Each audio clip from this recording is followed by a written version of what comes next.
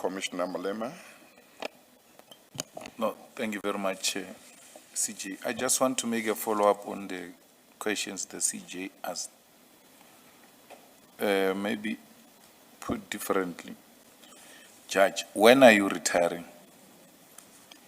I'm told, I believe 1 June, it should be 1 June 2024, a year and a bit, that's all. 1 June 2024. Correct. Now, you're saying you're told. I want you to tell me, because you should be knowing yourself, when are you retiring? I asked, sorry, Commissioner Malema, I had asked about a month and a bit ago, what is my actual retirement date? I am waiting for a response. I have not received it.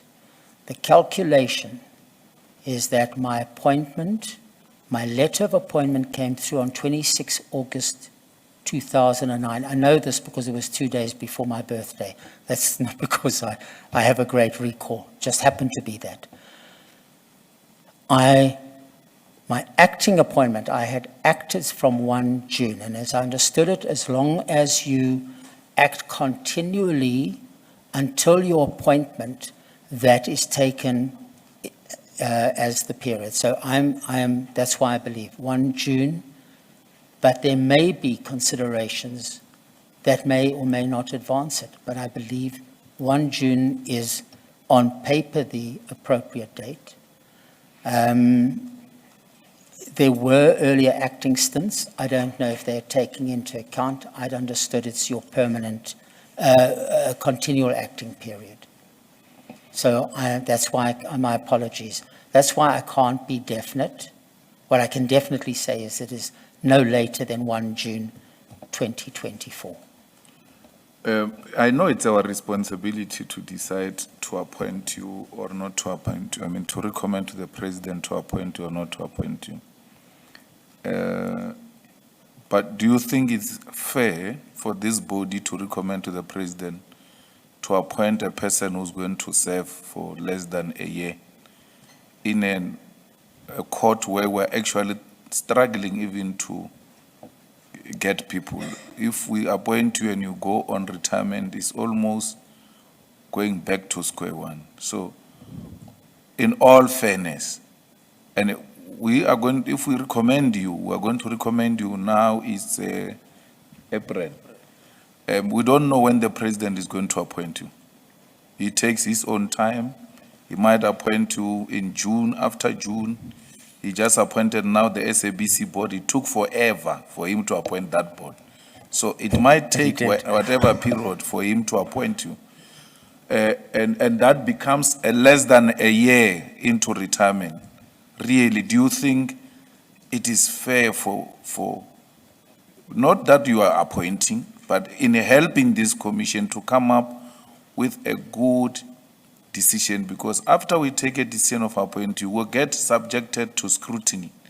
We get criticized, we get applauded and all of that. Do you think it's the right thing to do at this stage? Fair enough. Thank you for the question.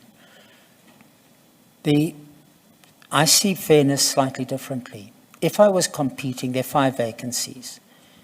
If there were 5 candidates standing, I would not have applied, because I would have taken a position where somebody else could have gained that experience in long term. So I see fairness from that perspective. There are 2 candidates and there are 5 vacancies. But what do you do to the fiscus? I mean, you are going to get some increase for a position that you almost served for less than a year. Sorry. And then you go for the rest of your life with that package. What do you say to the fiscus? May I assist? Yes. The starting point is that there is no extra remuneration. So if that was a perception by anyone who's not a judge, then if I could assist there, and I'm sure the judge presidents will confirm that, there is no extra remuneration. There is only extra work. Okay. Nothing more. Now the last one, CJ, through your indulgence, the complaint, I know you don't know the merits of the complaint and all of that. And the same happens to all of us, that this complaint is here. We can't do anything about it. We can't say it is a strong case or serious allegations or anything of that sort.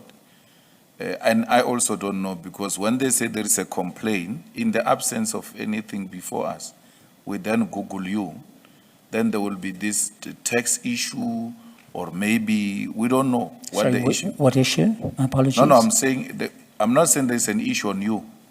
I'm saying, if I were to Google you, and then they say there is a tax issue about you, I didn't Google you, or there is sexual harassment against you, or there's GBV against you, I don't know what the complaint is. But the complaint is firmly there. It's there, it's undisputed. The JCC, they've received the complaint, and the problem is that on our side, the matter is not being resolved, right? And we also don't know what the issues. Will it be fair for us to appoint you without knowing even the merits of the complaint? Because it is undisputed that there is a complaint. It is undisputed. And only after we appoint you, the details, because remember, that's why we said this matter, if it can be resolved outside, let it be resolved, because we didn't want to raise this out of respect in the presence of the media. But once they hear now that there is a complaint against you, then they go and dig up on the complaint, and boom, here we have appointed a person who's accused of serious violations. Will it be fair for this body to appoint you with this complaint that it is before us? Or should we wait and say, let's have the matter resolved, and then we can look into your candidature, perhaps, if it's possible? Thanks, CJ. Thank you. The OCJ had 2 years to find this. I wrote, it's there. It's on the application, and the correspondence is attached at the end. I glanced at it. The only complaint, sorry, I can't say only complaint. The complaint is regarding a delay in a judgment, delivering of a judgment. That's all. It's got nothing to do with my behavior. It's got nothing to do with anything else. So, I believe my record is good in delivering of judgments. Again, I'd like to know what year that was, but I don't think it's current. And I believe that the profession as a whole, through their input, considers me to be courteous, considers me to be hardworking, diligent, applying. So it appears to be a matter concerning a long outstanding judgment at that time. But again, perhaps the Chief Justice can assist us to the year when the complaint was lodged. But Thank you, Judge. Sorry, my apologies. I hope I've answered. Thank you, Guy. Thank you. Thank you, Commissioner Malema.